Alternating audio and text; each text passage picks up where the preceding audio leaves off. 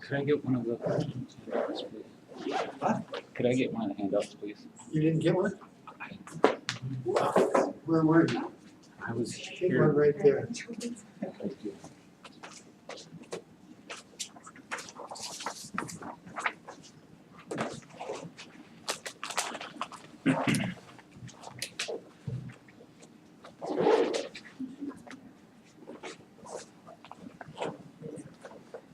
Okay, so the scenario for this this type of model says we start with a large population of experimental units, be they cows or cars or patients or machines or whatever. And then we go on and take a random sample of K experimental units from the population. And then on these experimental units, we obtain N observations on each of them. This gives us the data below, where Yij is the ith observation from the jth experimental unit. So that's this layout down here. A small example, a factory has several hundred stamping machines. 10 of the machines are selected at random and operated for 3 days by different workers. Some quality characteristic is measured each day. Here, K equals 10 machines were selected from the population, and N equals 3, we get 3 measurements on each machine.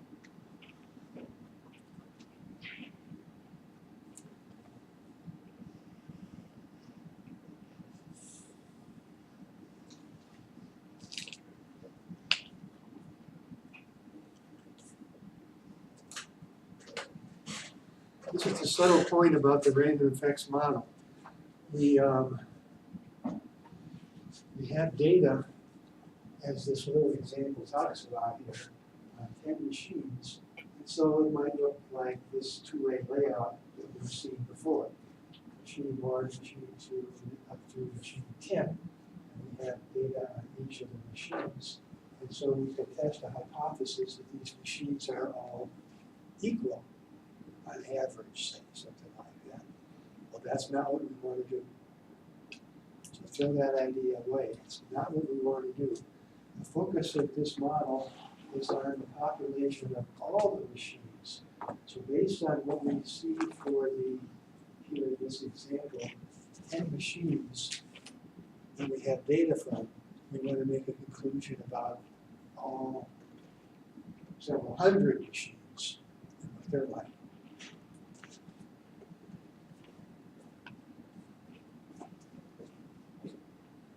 So the data looks like this table that you see here, and this should look very familiar to you because this is identical to the data layout that we had in what we call the fixed effects model. So here we have random effects model, the model that we talked about before. Now we'll go back and label the fixed effects model. So our first model was the fixed effects model, now we will so call it that. And now we have a second model, a random effects model. But the data for both of these situations looks just like this. We have the factor of interest along the top columns, and then we have the data in columns. We have the column totals, the column means, the column variances, as we had before. So then we look at the bottom of the page and it says sum of squares. So we have sum of squares total, we have sum of squares treatment, and we have sum of squares error. These formulas are identical to the formulas that we had before. No change.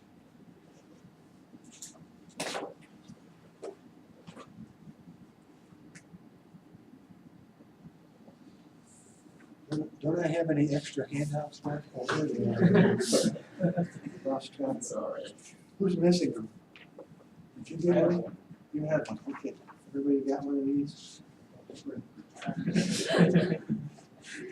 I I didn't have that.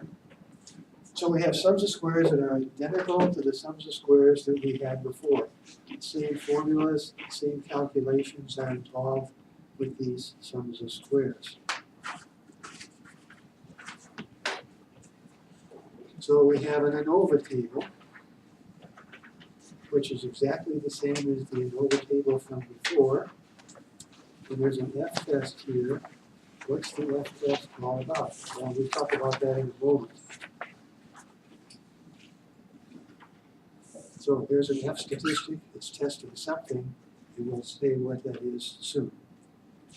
So we have a model for this random effects situation. And the model looks like what you see here. Yij, the ith observation in the jth column, is uj plus eij. Notice the u has subscript j, so it's specific to a column. Column 1 has U1, column 2 has U2, etc. down the line. So we have these U variables, one for each column. And these U variables are assumed in the classical assumptions, independent normal, mean mu, variance, let's call it sigma squared U. And these are called the random effects. The EIJs are like before, they're the random errors in our model. They're independent normal 0 sigma squared.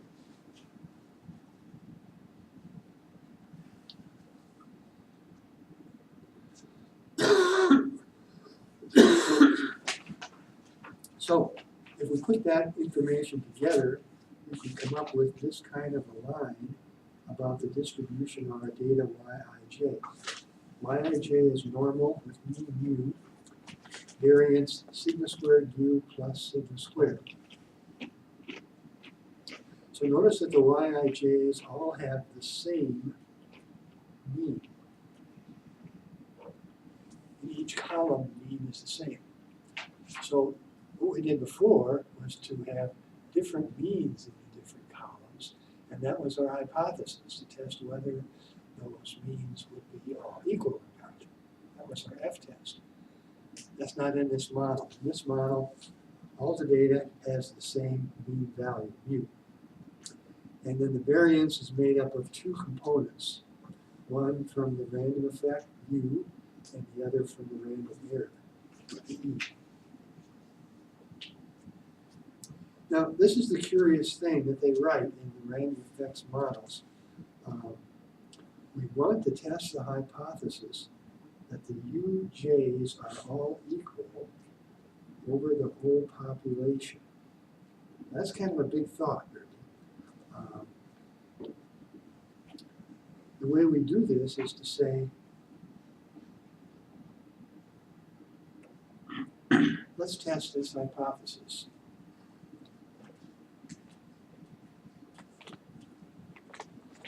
If the U variable has a zero variance, that means all the U numbers are the same. It's the only case we could have when all the when the variance is zero, all the values for the variable must be identically the same. So this becomes the hypothesis that we focus on for the random effects case. Test that the variance of the U terms, the random effects in the model, is in fact zero. So the F test in our ANOVA table at the top of this page actually is designed to test that hypothesis. All right.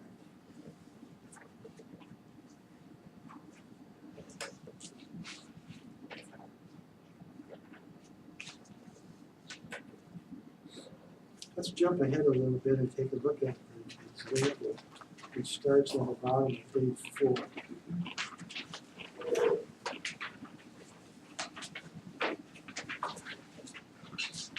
So we're measuring compression strength of concrete, and this depends on numerous things. The State Highway Department conducted an experiment where they selected 6 batches of concrete And from each of these, they took 5 samples. The 30 concrete portions were tested for compression strength. And the data that resulted is on the next page. So here we have the data.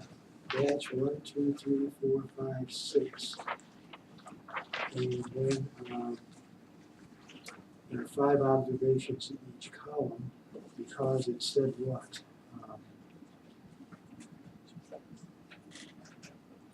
There were 6 batches of concrete, but a batch of concrete is a big pile of stuff, and from that they took 5 samples. So that's why we get 5 numbers in each column. So these numbers apparently represent the compression strength of the concrete after it was dried and cured and so on and so forth. Now the thing to notice about this example is the next sentence after the data. Since the batches were selected from a large potential population of batches, this is a random effects model situation. In other words, when they took these 6 batches of concrete that were going to be actually used in the experiment, they didn't want to make a conclusion just about these 6 batches of concrete. They wanted to make a statement about all batches of concrete, sort of lumped together as a population. So, although they had 6 batches of concrete, and so we have 6 columns in this data, we're not interested in these 6 batches in themselves. We're interested in them as being representative of batches, representative of the population of batches. Okay, so now we take the data and we do our calculations. What I present for you here is the standard analysis of variance table.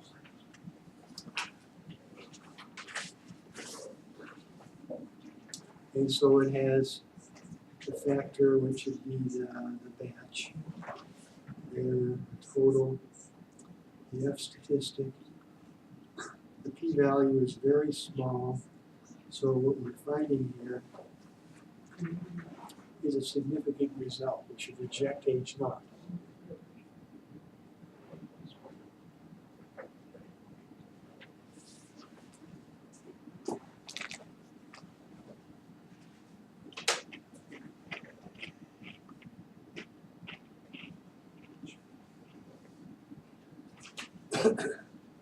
Then there's some other stuff that came up in the Minitab output here as well. For instance, this stuff right here is typical Minitab output that it produces for analysis of variance. It gives the mean and standard deviation here for each column. And then there's a sort of graphic finding 95% confidence intervals.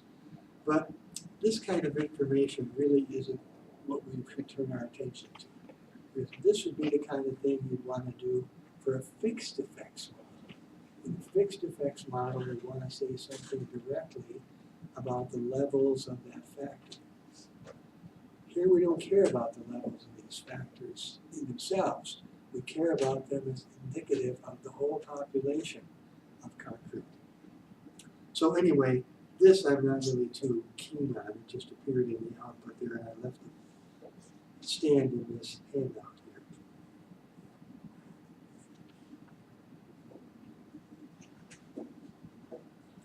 So now it's going to, in this example, talk about doing other kinds of estimations. So let's back up to where we were at and see what's going on there. So we were on page 3. Like this.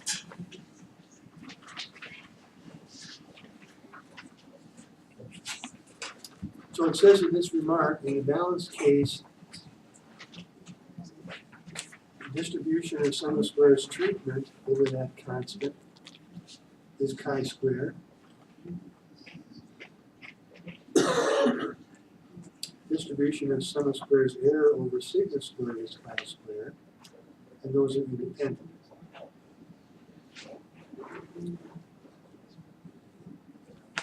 Now, these are the results that we had before in the fixed effects situation.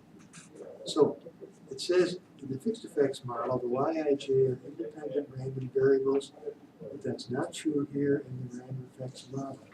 So different proofs are needed. In the random effects model, remember,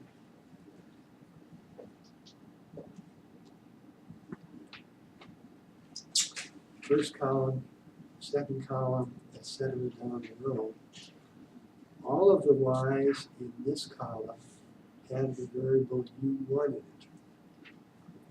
That makes them dependent. All of the y's in the second column have the variable u2 in it. That makes them dependent on themselves. And so forth down the line. So the data Yij in the random effects model does not consist of a collection of independent random variables like we had in the fixed effects. Something different is going on here for this random effects model. Now there's a short device that can get us out of this difficulty here. Start with sum of squares error, for example, right here.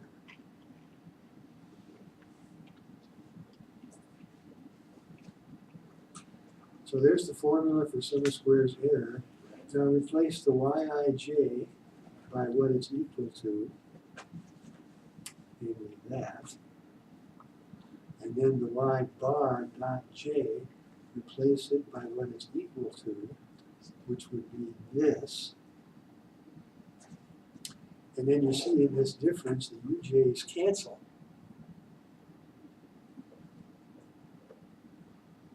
And we're left with EIJ minus E bar dot J squared. And we stop and look at this and we say, well, that's the formula that we encountered in the fixed effects problem. Exactly. And so we can just quote the distributional result from there. So that's what the following sentence says. The EIJ satisfy the assumptions of the data in the fixed effects model, and there we had proved the chi-square cap n minus k result.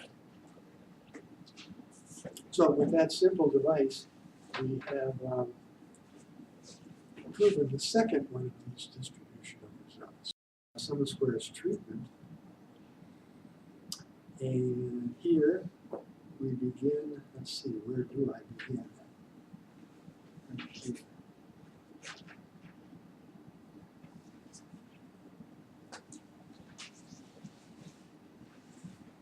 Put the n on the other side of the equality and write it this way. Okay. So now we have 1 over n, sum of squares treatment is this. Now let's write what y bar dot j is. And there it is. And then we look at that and we say, well, these are k independent, normal, mu, sigma squared mu plus sigma squared over n. Where do we get that variance from? Well, the first piece has variance sigma squared u. And then the second piece, E bar dot j, has variance sigma squared over n. Anyway.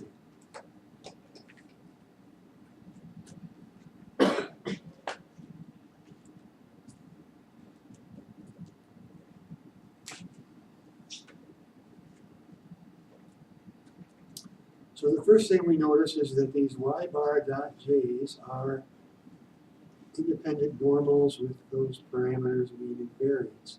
And the next thing we go on and say is that, well, this formula that we're looking at right there is just simply the formula for the sample variance of these y bar dot j's. So treat the y bar dot j's as the entity. J goes 1, 2, 3, up through k. So we have a collection of these y bar dot j's. And the formula for the variance of those variables is exactly that. Variable minus their mean squared added up. Now this doesn't have the denominator in it yet, but that's to be fixed up later.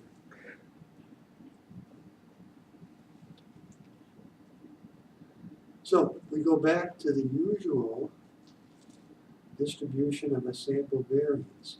1 over n, sum squares treatment divided by, what do we divide by? We divide by the variance of the variables. There it is, sigma squared u plus sigma squared over n. That's the variance of these variables that are going on in this formula. So we divide by the variance of the individual terms, there it is, and then we just algebraically do a little bit of cancellation here. This is sum squares treatment over n sigma squared u plus sigma squared. That's just a simple algebra step. But we basically know from the usual result about the distribution of a sample variance, this distribution is chi squared k minus 1. Degrees of freedom are 1 less the number of variables in our list.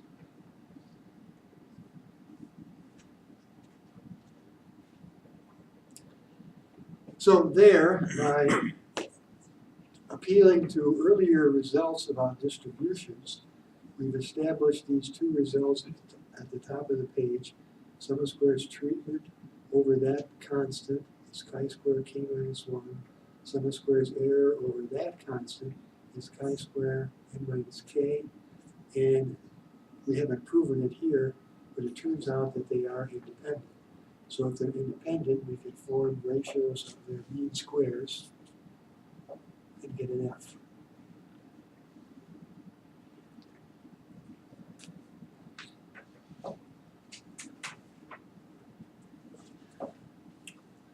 Okay, well now let's go on to some other things.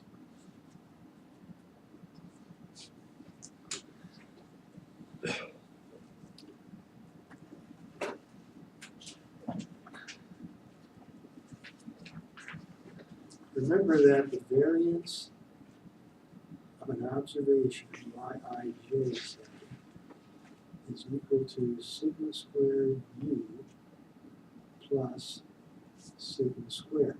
The sigma squared u is the variance of the random effect, and the sigma squared is the random error variance.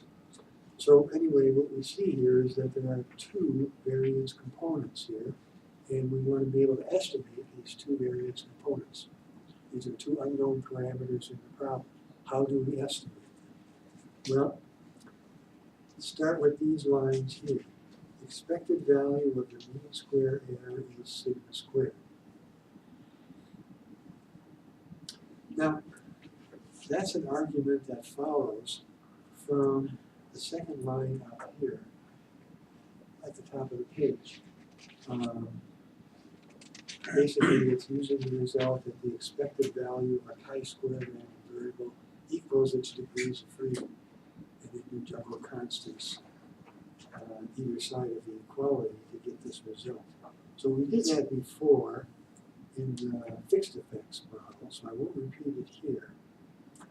Then the other result is this one right here. The expected value of the mean square treatment is that. Well, where does that come from? That's going to come from the first line up here. Mean square treatment is going to be the sum of squares treatment divided by k minus 1. So if we start with this chi-square variable, its expected value is equal to the degrees of freedom k minus 1. Then juggle the constants around on either side of the equality, and you're left with this. So here we have the expected value of the two mean squares. So then we go on and say, let's estimate from that various components. An unbiased estimate of sigma squared is the mean square error. An unbiased estimate of sigma squared u is this difference divided by n. And the idea is that mean square treatment estimates sigma squared plus n sigma squared u. If we subtract off something which estimates sigma squared, we have the mean square error. When we're doing that, and then we're dividing by n to to cancel out this factor of n, and we're left with sigma squared mu. So that's a simple little algebra line there. To verify that the expected value of this difference over n would be sigma squared mu. Now, I added to this handout here the corresponding result if we had unbalanced data.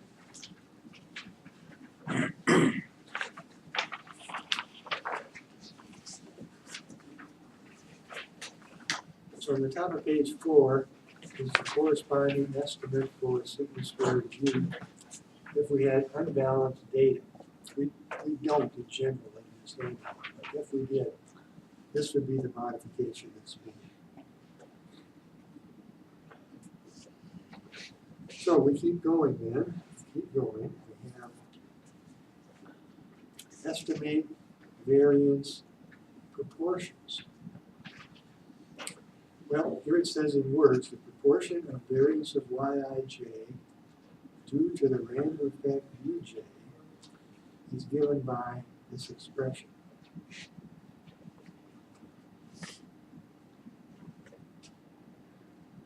Remember the variance of Yij, that is equal to sigma squared mu plus sigma squared. It's got two components. So what proportion of this variance is due to the U term? Well, there it is. And then what proportion of this variance is due to the random error term, the e's? Well, there it is there. So these formulas for the proportion of variability due to are simple formulas, and they're easy to estimate because we would replace the sigma squares that we'll see by estimates of them, which we just had on the previous page.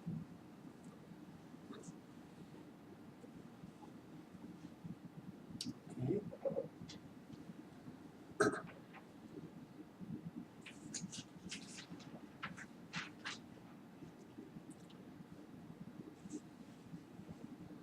Now, this is a little more formal. Confidence interval for this parameter theta equal to ratio of sigma squared mu to sigma squared.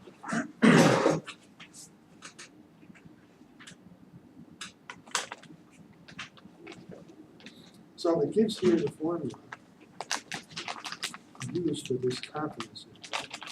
So 1 over n, f over f alpha over 2 minus 1.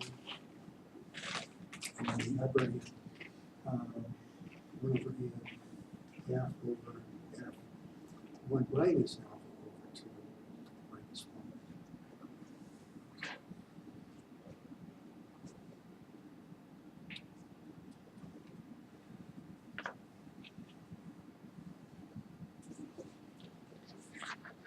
1. And there's just an illusion of a proof here. Since it only takes a couple lines, let me write something down about it.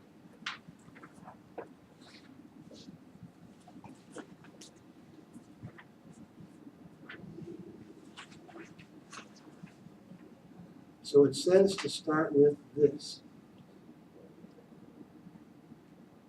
So let's write mean square treatment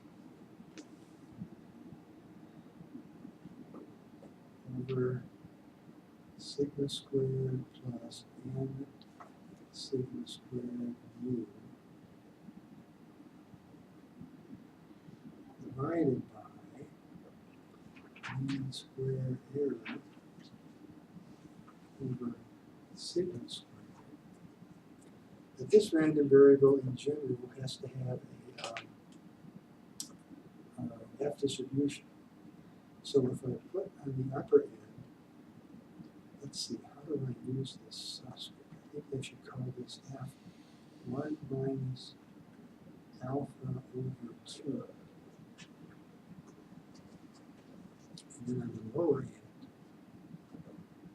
F alpha over 2.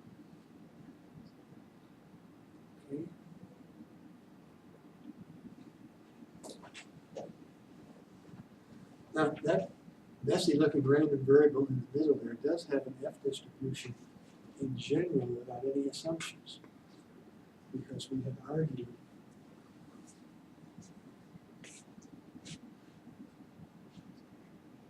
this mean square is a chi-square over its degrees of freedom, and this was involved in the chi-square part.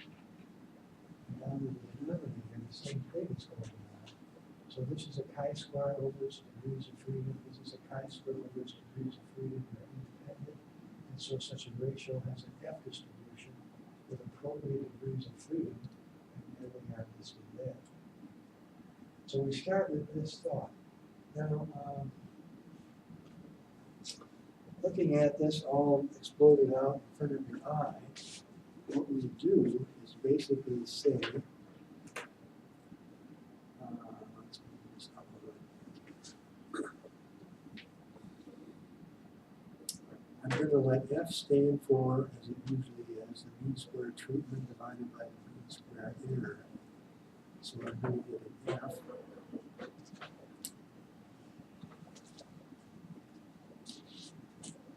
And then, let's see, sigma squared in the denominator. So that comes up on top. And F over 1 plus n sigma squared u over sigma squared.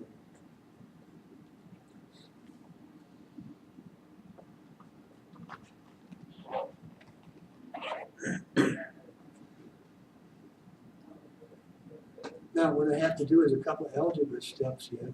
What I want to do is to, say, take reciprocals, and my goal is to try to isolate this ratio all by itself in the middle.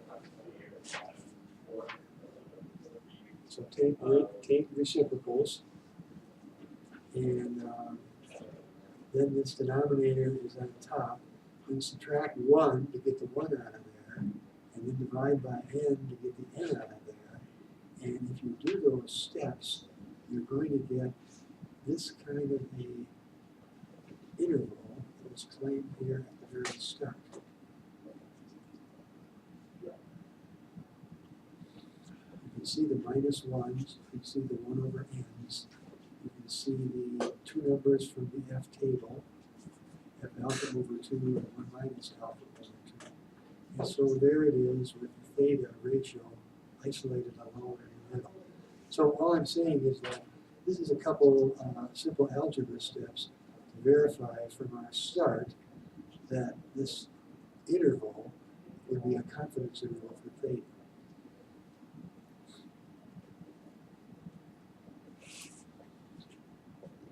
Okay.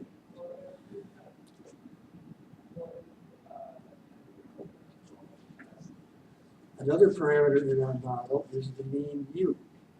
How do we estimate? Well, the natural thing is to use the mean of all the data, y bar and double dot. And the confidence interval would be y bar double dot plus or minus t square root of mean square treatment over n. Now, notice that's not mean square error, which you might normally expect. Why does it come out to be that? Well, let's see here. We've got to backtrack.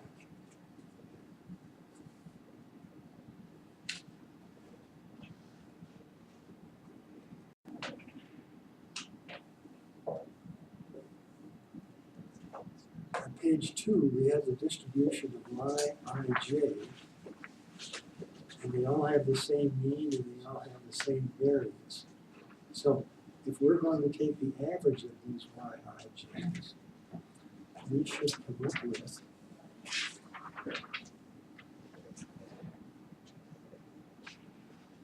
y bar double dot should be normal with mean mu and variance sigma squared mu plus sigma squared over how many terms are in this average?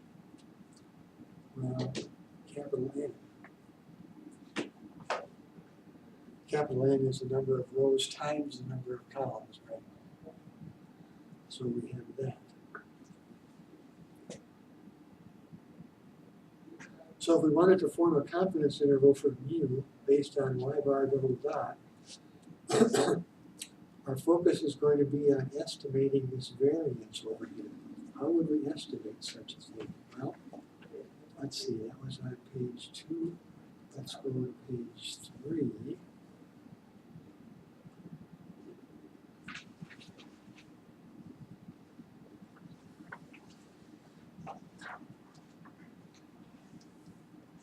And see it right there.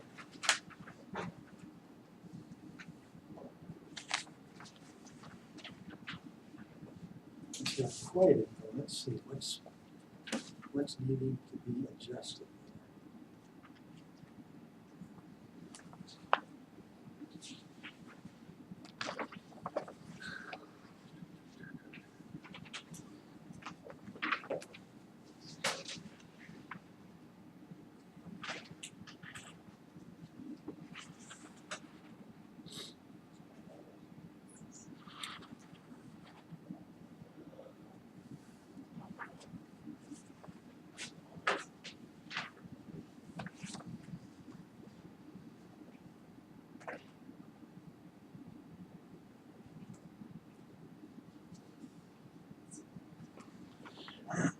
Well, I'll let you fiddle around with that thought, but notice anyway, the plus or minus has mean squared treatment in it, not mean square error.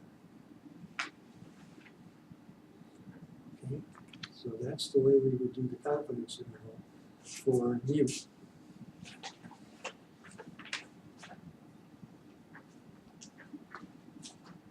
Well, then I guess this following 5 sentences or so verifies that plus and minus part by verifying the right variance. And here's some details about that.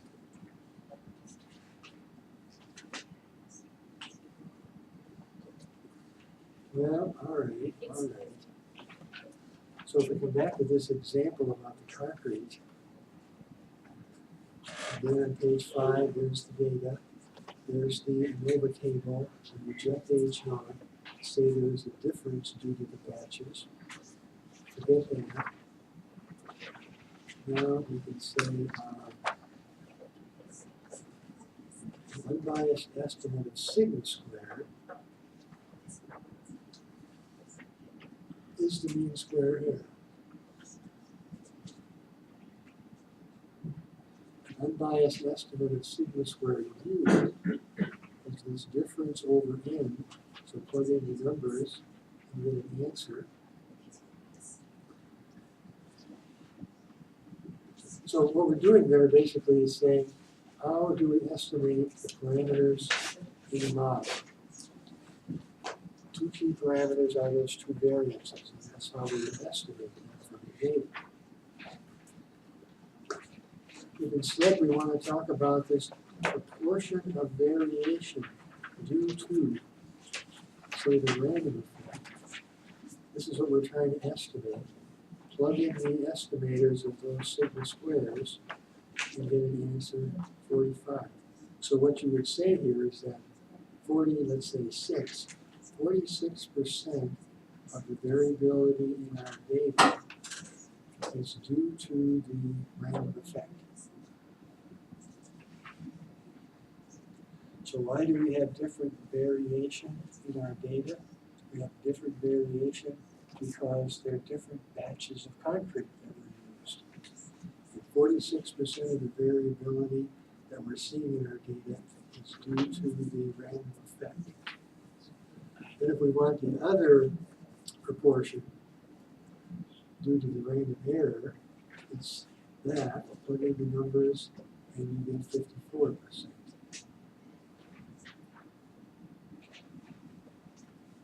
In some examples, these percentages are similar as they are in this set of data. In other examples, these percentages are quite far apart. And that would be of interest for the researcher to know. And the last thing we'll turn to is this matter of this ratio, sigma squared u to sigma squared. I call it theta. So we had a formula for a confidence interval on an earlier page, but first just the estimate. So plug in the two sigma squares and get 0.84. So we say this ratio of variance is estimated to be 0.84. Now the confidence interval, go back to the formula of the earlier page. Here's the stuff we have to deal with.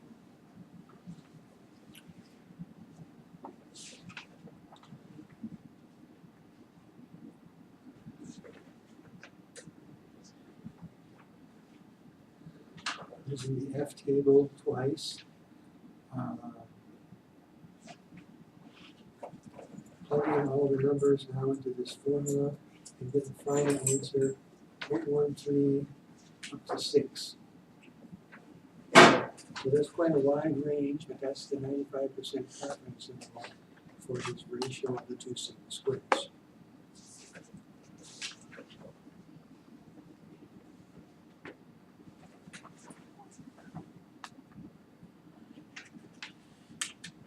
Okay.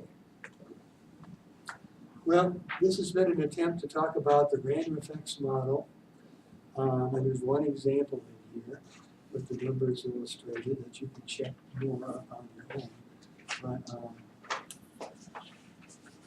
what we're going to find as we continue along is that random effects are going to come up frequently in our data, so we're going to have to know how to deal with it. Yes. Can I have 2 questions?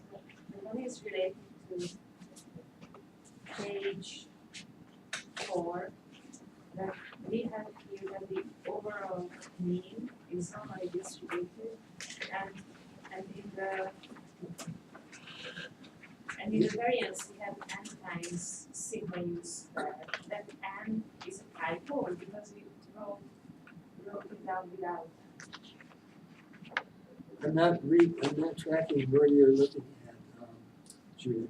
This is just before example 1, at the bottom of the page, at the 5 sentences you mentioned. But by the independence, x by bar dot dot is normal equals that normal distribution, and we have n times sigma u squared.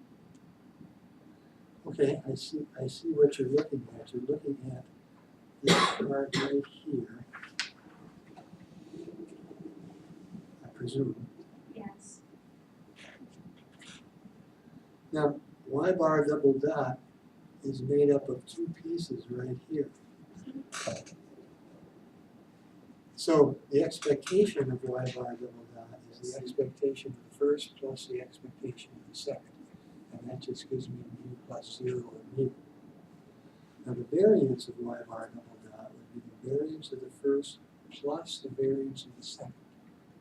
So the variance of the first, that's an average of k numbers, and so that's what this part right here is all about.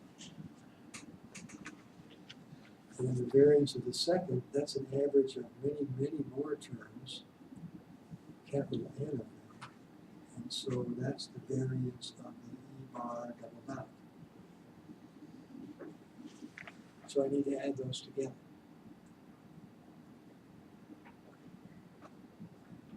So we have sigma square u plus sigma square over n.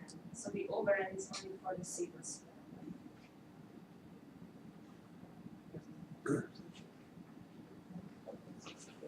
No, remember that big N is equal to K times little n. Right. So what I want to do basically is to take this first term and get capital N in the denominator.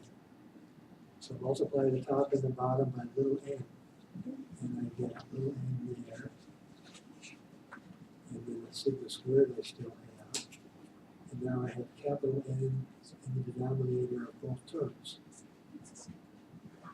Yes, but previously you wrote it without n times sigma u squared. You wrote it on the slide. Without not the capital, but the small and multiplicator.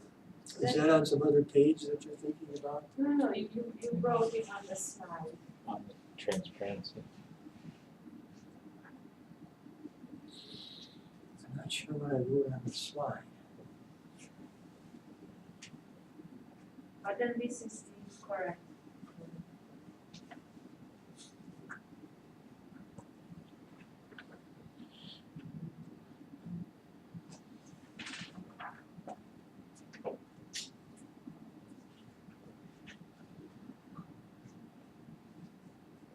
Well, I have numerous expressions here on my slides that it's a little hard to track it down. I don't see anything wrong with this page right here. Yes, okay. So whatever I had written down before, I would look at again, okay? Because I don't see anything wrong with this. I think this is okay. And what I also don't understand that when we do this, the sigma u square equals 0 test, what we actually test is again the difference between the means, right? Right? So we test really, because we do the same procedure.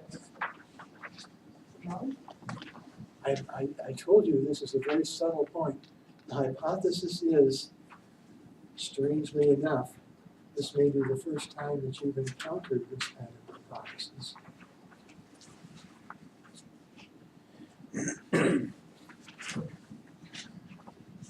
Right there.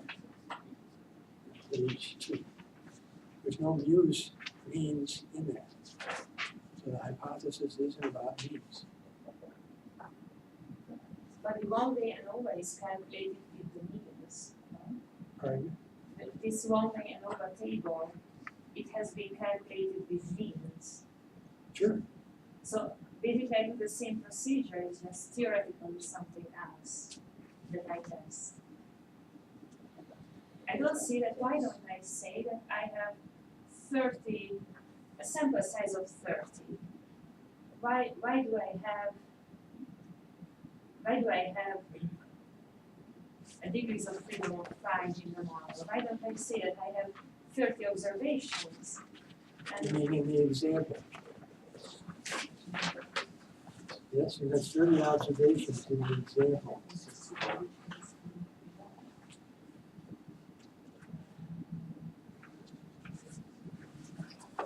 What's the problem with that?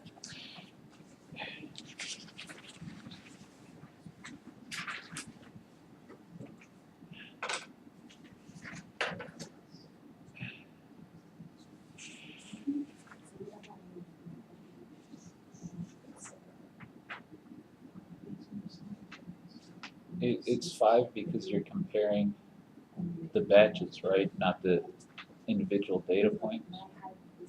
Comparing the columns, so it's 6 minus 1 is 5. Somewhat, yeah. And she's looking at 30 individual data points. I think that's it. No? Yeah. my question is, what I test is that I have only one normal distribution with one mean in the population. This is what I test for. Yes. So why do I need to group these 6? So why do I group anyway? Like, why do I have these different factors? Well, because that's what was physically done in the experiment. If you look at what was done here in the experiment again, it said they selected 6 batches of concrete.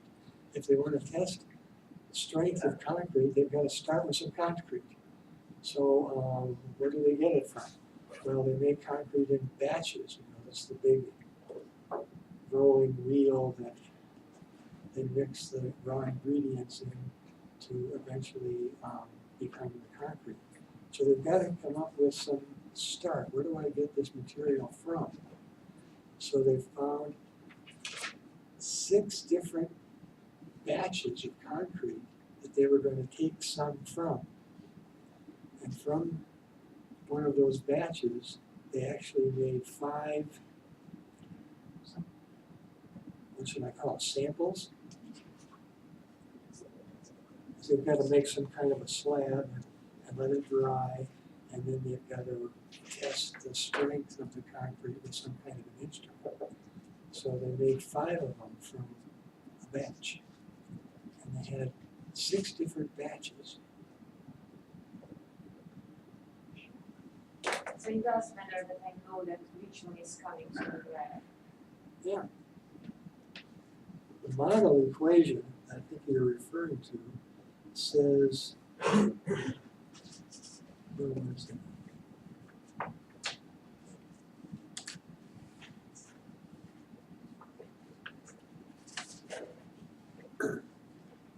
The individual observations are like that. Ninth row of the jth column, that observation has a mu. It's the same mu for every data point in the array. So there's no change in the mean at all. And they have a variance, which is a sum of 2 components.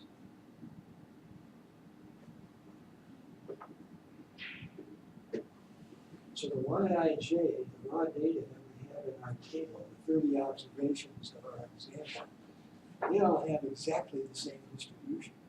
They have the same mean, I don't know what it is yet, but they have the same mean, and they have the same variance. So this is a test to decide if I get 2 samples, for example, I can test it if they are from the same normal distribution or not. No, I'm not going to test that. That's just an assumption in the model that it is so. I don't test this as a statement. This is no hypothesis that I want to test. This is the hypothesis that I want to test.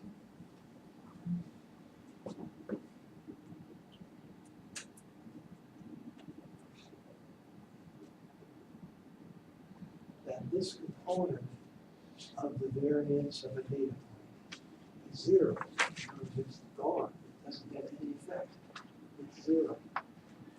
So the data is not influenced by the different batches. And that's all it says. Okay.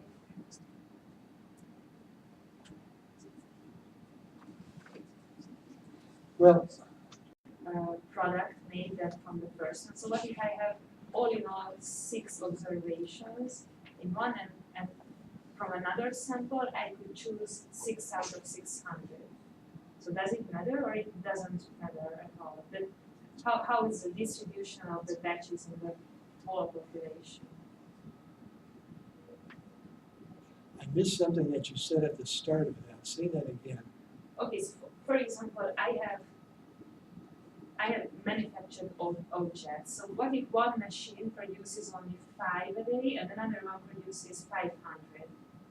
So do I use a Oh, well, if you've got a situation like that, you're going to get into what we call unbalanced data, differing sample sizes.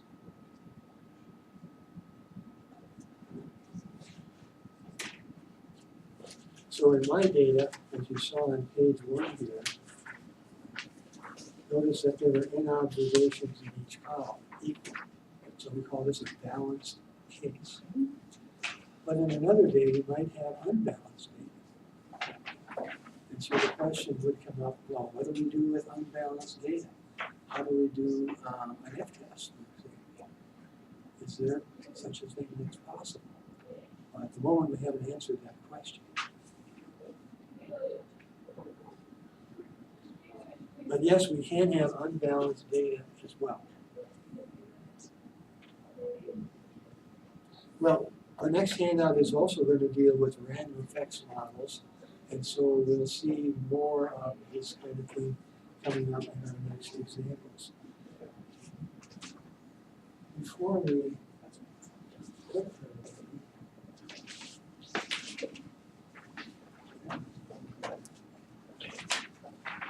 I have a couple of SAS handouts that I've been collecting to give you. Thank you.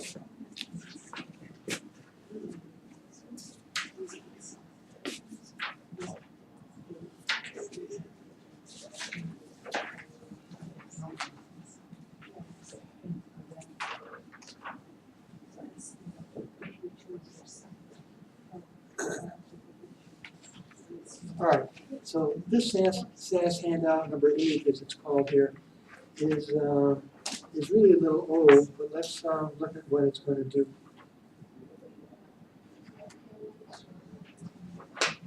So this data we've looked at in another example, this water sample from the Kalamazoo River at 4 different locations. You remember the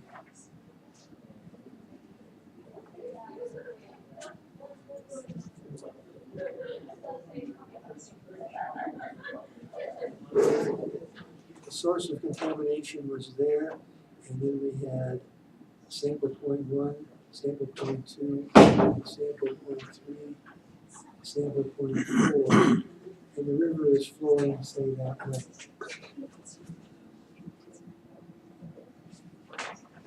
So the measurement is conductivity in the water. So here's the data. We print it, sort it, proc means, and then proc GLM starts right here. Class is the site. Model equation, conductivity equals site. And then I try to do various things. So the means command here, notice, is going to run Levine's test, leaving the zeros in the data, all right. We're stuck with that, as far as I know. Then the next one about the means subcommand is to do CLDiff, confidence limits on the difference. Use Tukey method, use alpha equal 0.10. So instead of 95% confidence intervals, I want 90% confidence intervals.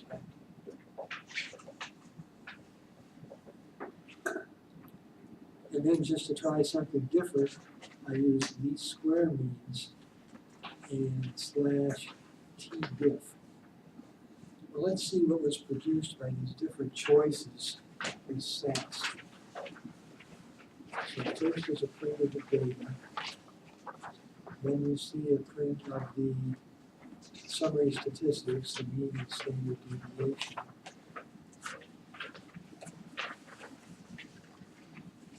Then we see the proc GLM, some boilerplate stuff. Here's the ANOVA table, the F value, P value, highly significant. So we have a very significant F statistic in the ANOVA table. The type 1 and the type 3 sums of squares are the same, so we won't have those.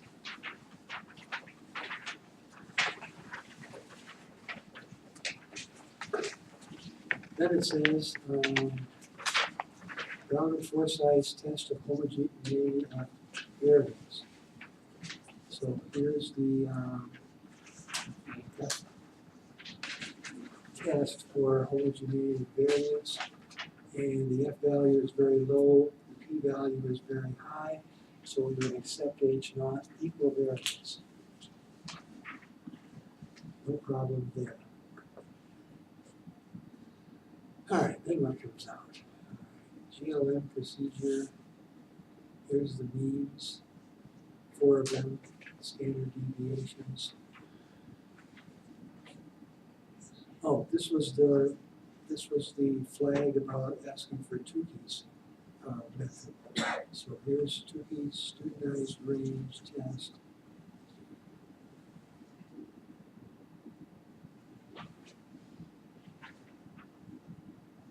This tells us some details about Tukey's table and so forth. But when we want to do the confidence intervals, here they are in this table.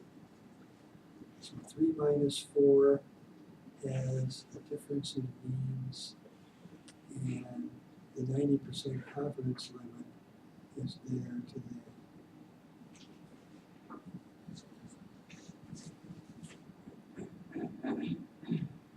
And then this, all the possibilities. Notice how this always goes from symmetric choices. Like here's, for example, 1 minus 2, and just above is 2 minus 1. It's a little bit redundant, but it does both of those for us, and let's just accept what SAS does. So if I look at these triple stars over here, what it's basically doing is asking the question, is 0 in the confidence interval? If 0 is in the confidence interval, then we're saying the two means are equal. Right? So all the ones which are triple star are no's. The only case where 0 is in the confidence interval are these two, 1 versus 2 or 2 versus 1. So those are the cases where we have equality identified. All other pairs are different. And of course we have the numbers that would show us actually the amount of difference in the different cases.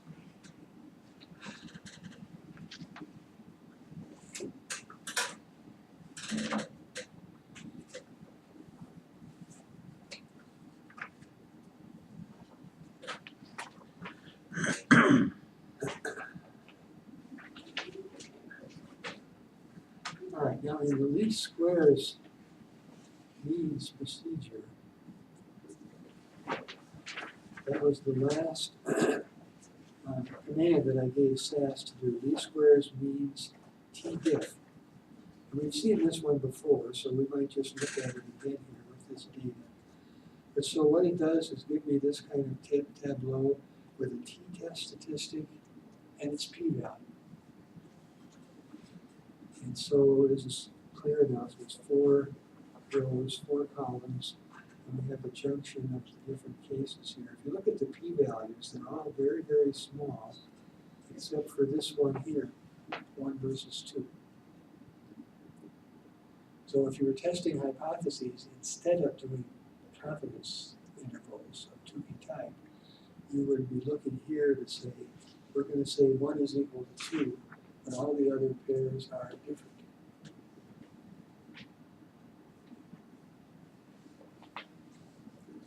Because the p-value is bigger than 0.5.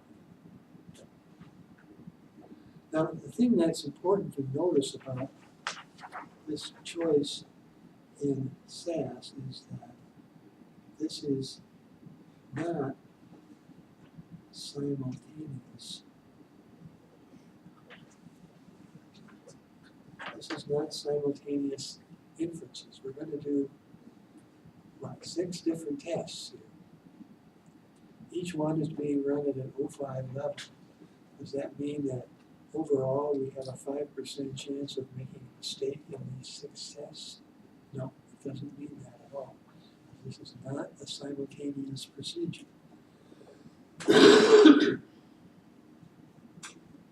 So the value of Tukey, the reason why people might want to do Tukey is that that's a simultaneous procedure. And we know ahead of time that there's a 90% chance, I didn't start that sentence in the right way. We have a 90% chance of correctly catching all of the parameters in our list.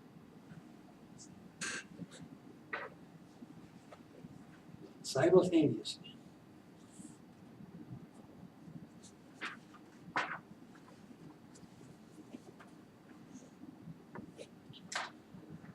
Okay, then there's one more thing here. Prop mixed comes up here. What am I going to do with prop mixed? Well, here's the model statement. Notice this right here is going to be needed if I want to do Welch t-test with estimated degrees of freedom. So the repeated least squares means root diff. That's going to do pairwise Welch t-test. We'll see that in the output. Then I want to estimate some specific parameters. Notice by the meaning of these 4 levels of this factor. I want to compare 1 versus 3, that's conservative males against liberal males. I want to compare 4 versus 2, that's liberal females against conservative females. And then 2 versus 1, 4 versus 3. Now, how do I set up these comparisons? Well, you see what's done here. GRP -1, 0, 1, 0. What I want is to set up the coefficients of the contrasts. One of the groups is going to get a coefficient of 1. Another group is going to get a coefficient of -1. And then the other two are going to get coefficients of 0 to drop them out of the picture. So there's my 1s and -1s and 0s right in there. Let's see the effect of that in the output. So there's a printed data.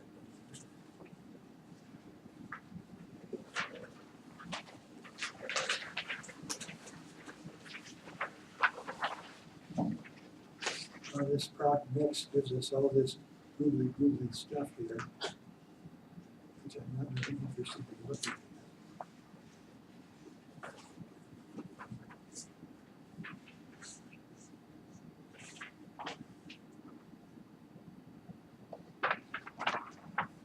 I suppose it says here, page 3, this null model likelihood ratio test output is useful, because that's the test of the hypothesis of equality of needs.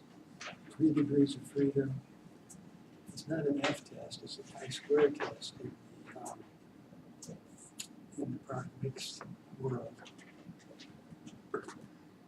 At a p-value of 0.008, you reject H naught. So after that, we now come to our coefficients of G3 versus G1. So here's the coefficients -1 and 1. Then for G4 versus G2, there's the coefficients I indicated. And there's another one, and then there should be one more continuing on to the next page. And so there's the 4 comparisons. Now, the way this is laid out in the output, here's my verbiage again.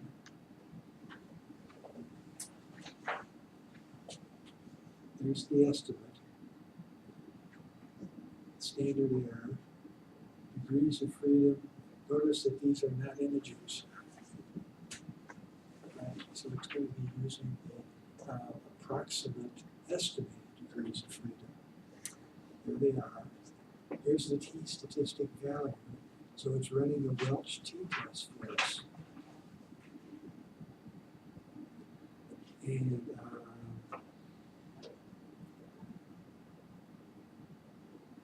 one is significant and the rest are not.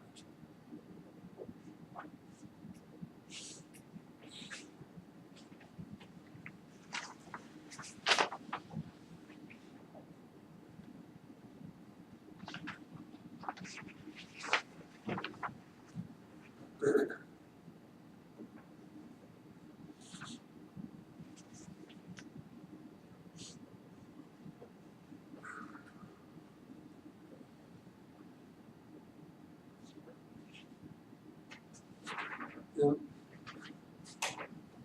this layout right here, I notice all the degrees of freedom are now integers. Why is that happening to me? Least squares means.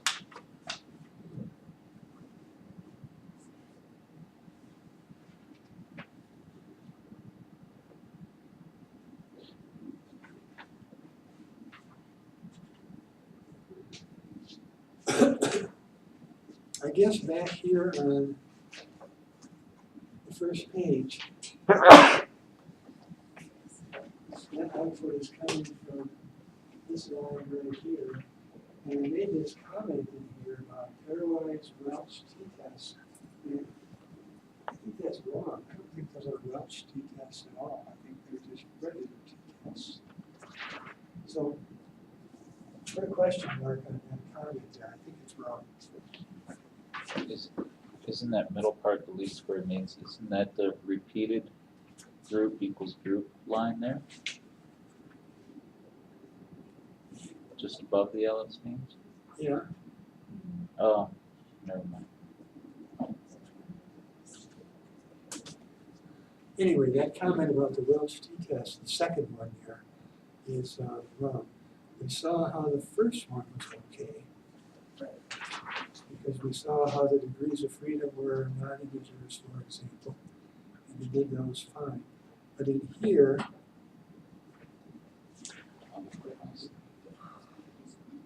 these aren't even for differences. The differences are below it. Why not?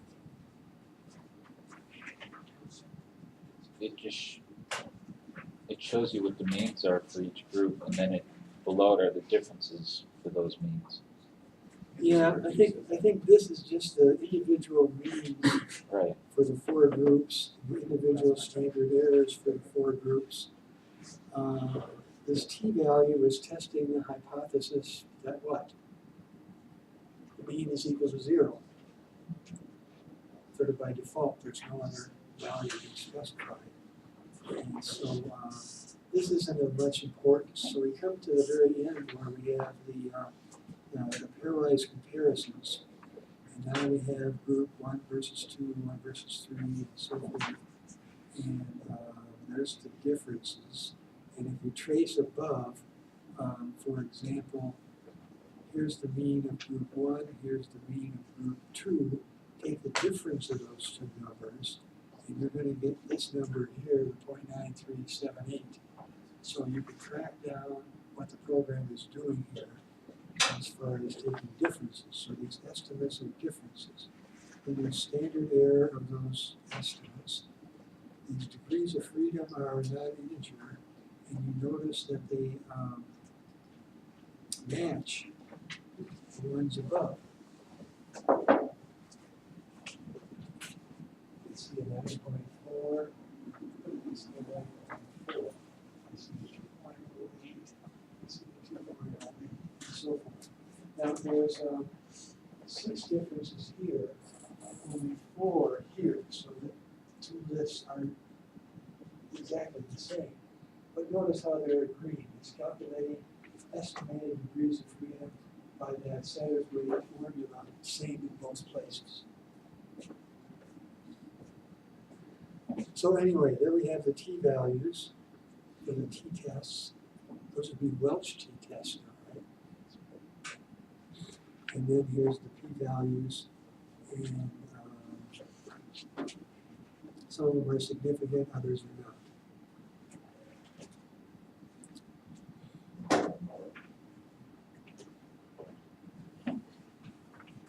Okay, so that's the end of this SAS handout for today here.